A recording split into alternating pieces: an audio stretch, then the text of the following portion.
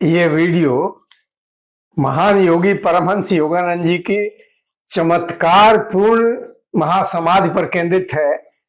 कैसे उन्होंने अपने शिष्यों को बार बार संकेत दिया और कैसे कुछ शिष्य समझ ही नहीं पाए, और उनके शरीर छोड़ने के 20 दिन बाद भी जिस ताबूत में, जिस कैस्केट में उनका शरीर रखा गया था, जब उसको खोला गया तो एकदम लग रहा था कि आज ही उनका उनका देहांत हुआ है, और एकदम तरोताजा चेहरा 20 दिन बाद भी, और उनके शरीर से हल्की गुलाब की सुगंध आ रही थी। तो मृत्यु के पहले, मृत्यु तो नहीं कहेंगे, महासमाधि, महान योगी थे, महासमाधि के पहले उन्होंने किस तरह संकेत दिया और कैसे कैसे कार्य किए, और महासमाधि के बाद भी कैसे उन्होंने बताया कि योग में कितनी असीम शक्ति होती है। बहुत ही रोचक वीडियो है।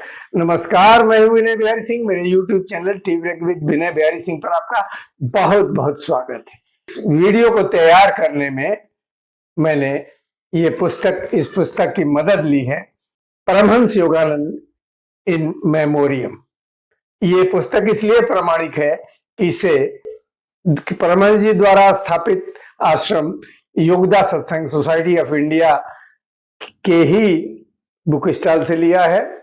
तो आइए चलते हैं और इस वीडियो में आगे बढ़ते हैं।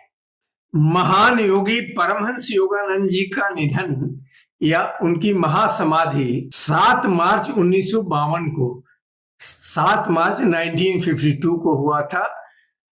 उस प्रसंग में आने से पहले 4 दिन पहले की घटनाओं को जल्दी से बता देंगे ताकि कनेक्ट हो सकें आप। और यह भी कि परमहंस योगानंद जी ने कहा था कि मैं बिस्तर पर मरना नहीं चाहता, मैं जूता मोजा पहनकर ईश्वर और भारत के बारे में बोलते हुए शरीर छोड़ना चाहता। तो वैसा ही हुआ, और ऐसा क्यों उन्होंने किया इसका भी एक रहस्य है, इस वीडियो में आगे जानेंगे। तो आइए, अंतिम दिन 7 मार्च के पहले उन्होंने क्या क्या किया, कैसे कैसे रहस्यमय ढंग से, आइए वो जानते हैं। तो सबसे पहले 4 मार्च को उन्होंने अमेरिका स्थित अपने आश्रम में, हेडक्वार्टर माउंट वाशिंगटन में जो लॉस एंजलिस में है, उसमें 4 मार्च 1952 को भारत के राजदूत विनय रंजन सेन, महावाणिज्य दूत मुल्कराज आहूजा को बुलाया, और भारत के राजदूत विनय रंजन सेन की पत्नी भी उनके साथ थी।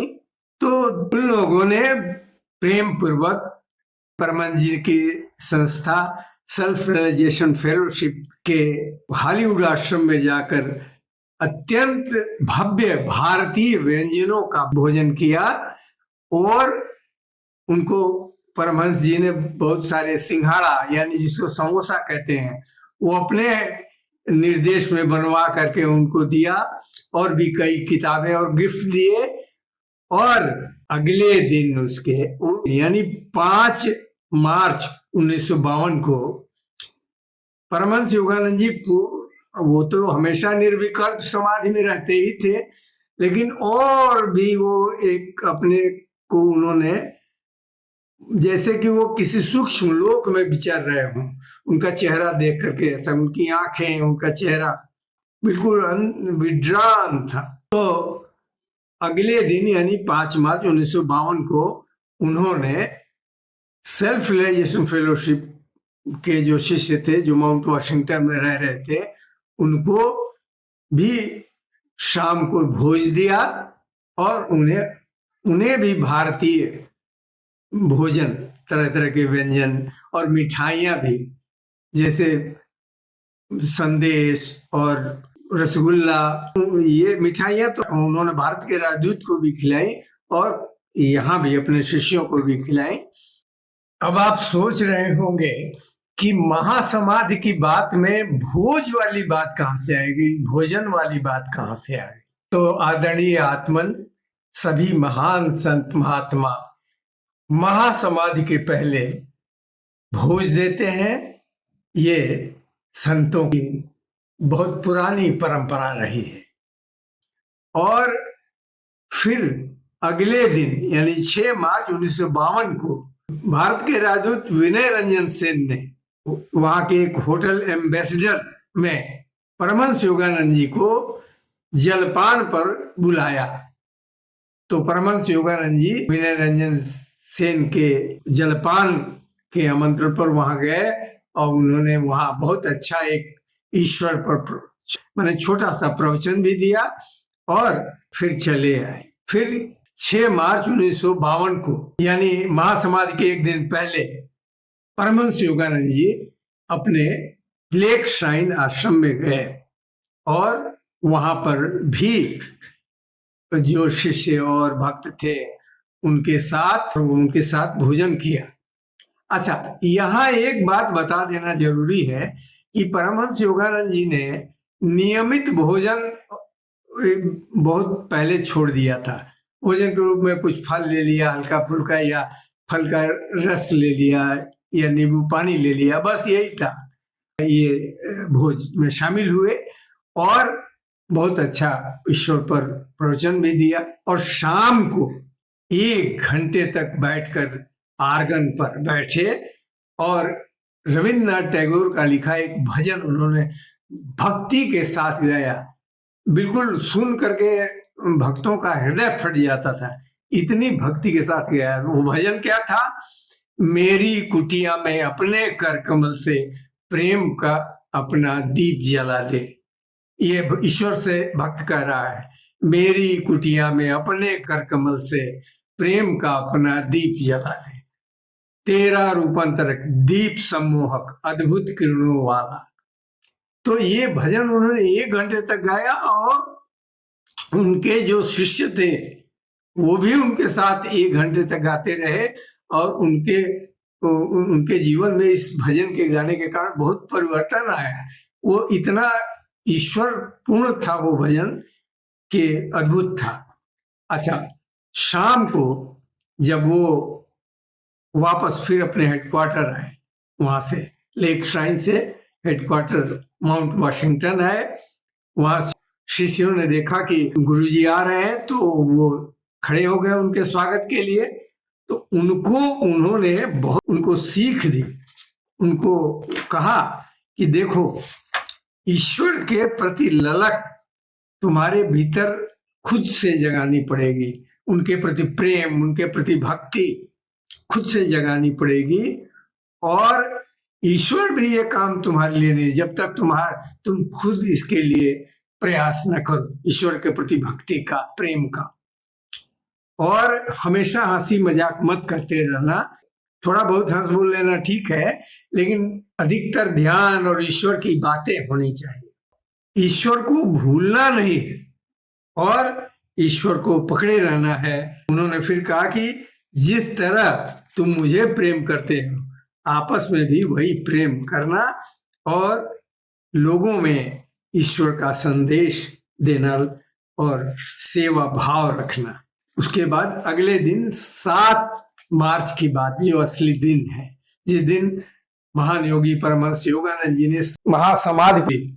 सुबह श्रद्धा माता एक उनकी शिष्या थी, वो गई जब कमरे में तो वो अवाक रह गई। कमरे में ओम की ध्वनि जैसे सुनाई दे रही थी और जबकि ध्यान में बैठे हुए थे परमहंस योगानंद जी, और इतनी ईश्वरमय हो गई श्रद्धा माता, उनसे किसी काम के लिए गई थी और उतनी भक्तिमय हो गई कि वहीं बैठ गई और 10 मिनट तक उनके साथ ध्यान किया गुरुदेव परमहंस योगानंद जी के साथ।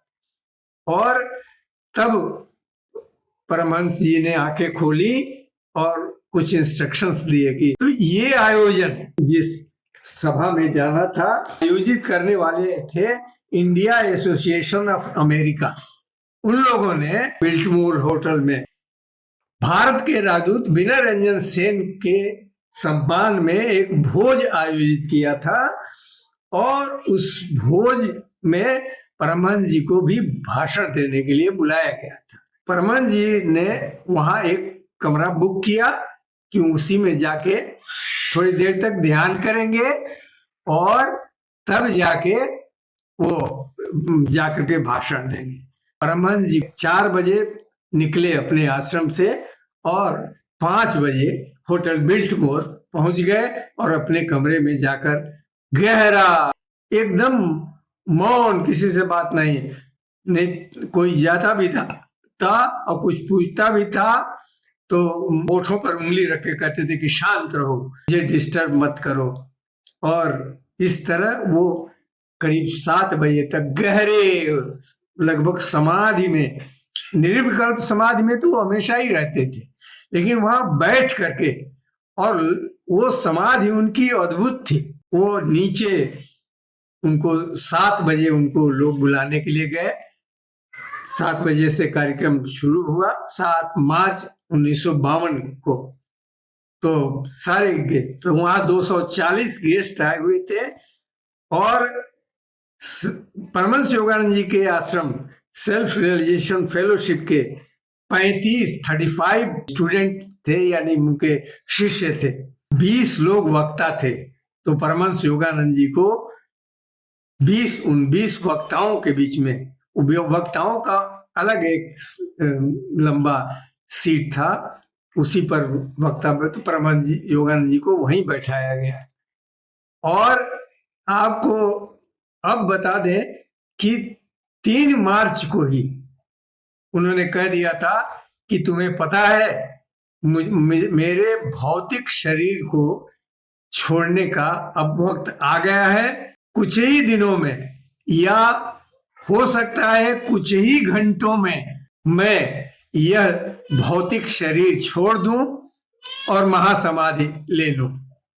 तो ये उन्होंने पहले से 1-2 शिष्यों को बता दिया था। बाकी शिष्यों को वो लगातार कह रहे थे कि मार्च में मेरा बहुत ही एक महत्वपूर्ण अपॉइंटमेंट है। तो शिष्य कहते थे कि क्या बिल्टमोर होटल में भारत के राजदूत के स्वागत भोज में आपको जाना है, वही इम्पोर्टेंट है? तो बोले कि नहीं, वो तो इम्पोर्टेंट है ही, उससे भी इम्पोर्टेंट एंगेजमेंट है मेरा। अब शिष्य समझ नहीं पाते थे क्या इम्पोर्टेंट एंगेजमेंट है, और वो बार बार संकेत दे रहे थे कि वो शरीर छोड़ेंगे।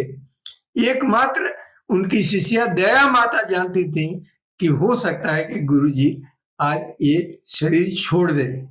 उनको 9:20 के आसपास भाषण देने के लिए बुलाया गया और वो परमहंस योगानंद जी उठे और उन्होंने 10 मिनट से भी कम भाषण दिया। और उस भाषण में उन्होंने ईश्वर के बारे में, अमेरिका के बारे में बातचीत की पहले, उसके बाद भारत के बारे में भी बातचीत की, लेकिन उसके पहले ईश्वर पर बहुत ही गहन जो श्रोता थे वो डूब गए उनको सुनने के लिए। इतना बढ़िया ईश्वर पर उन्होंने प्रवचन भाषण दिया कि श्रोता डूब गए। ईश्वर पर महत्वपूर्ण भाषण देने के बाद उन्होंने एक कविता पढ़ी भारत के बारे में, माई इंडिया ऐसे करके एक उन्होंने कविता पढ़ी। उन्होंने कविता तो अंग्रेजी में पढ़ी, मैं अंग्रेजी में एक लाइन पढ़ के तब हिंदी में अनुवाद कर दे रहा हूं। भारत के बारे में, माई India, where Ganges, woods, Himalayan caves and men dream God, I am hallowed, my body touch that sword। इसका मैं हिंदी अनुवाद कर रहा हूं। जहां गंगा, जंगल, हिमालय की गुफाएं और मनुष्य भगवान का स्वप्न देखते हैं, मैं पवित्र हो गया कि मैंने उस पवित्र भूमि को छुआ है।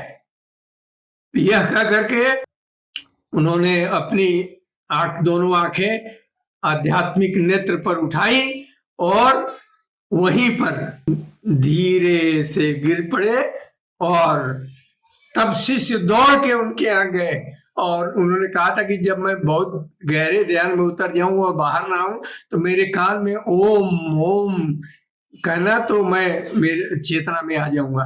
तो शिष्य दौड़े और सबने उसमें ओम ओम ओम कहा, लेकिन नहीं। तब बिल्टमोर होटल के 2 डॉक्टर दौड़े दौड़े आए और उन्होंने चेक किया। उन्होंने कहा कि नहीं, परमहंस योगानंद जी का देहांत हो गया है, उन्होंने महासमाधि ले ली। तो इसका एक रहस्य बताते हैं जो शिष्य हैं कि ये शास्त्रों में कहा गया है कि मरते वक्त मनुष्य जो चीजें करता है, जो सोचता है, अगला जन्म उनका वही होता है। तो परमहंस जी ने ये इसलिए किया ताकि उनका अगला जन्म भारत में हो, ऐसा उनके शिष्य अनुमान लगाते हैं। तो उनका अनुमान है कि अगला जन्म उनका भारत में होगा, महान गुरु परमहंस योगानंद जी का। Forest lawn memorial park Los Angeles में, जहां महान गुरु परमहंस योगानंद जी का पार्थिव शरीर अस्थायी रूप से रखा गया था, उसके निर्देशक हैरी टी रोवे ने सेल्फ रियलाइजेशन फेलोशिप को एक प्रमाणित पत्र भेजा।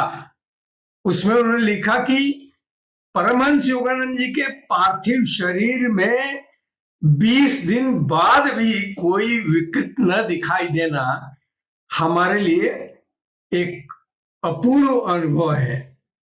और उनके न तो त्वचा के रंग में कोई परिवर्तन आया और न ही शरीर तंतुओं में शुष्कता आई।